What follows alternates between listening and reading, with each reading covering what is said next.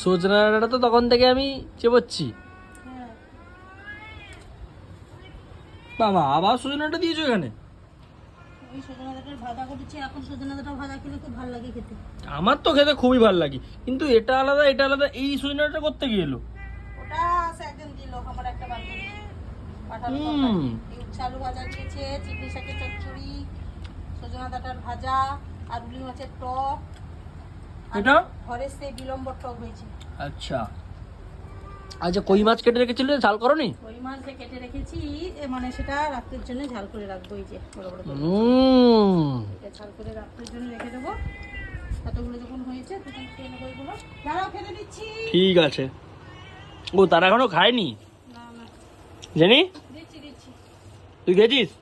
যাও, তাকে অল্প করে দুটো এই জেনি? ভাত দিয়ে দিও। হ্যাঁ, জেনে টিফিন করে দিয়েছে। তার অল্পতে করে দুটো ভাত দিয়ে দিই। দিয়ে দিচ্ছি এখান থেকে। দাঁড়াও, এই নাও।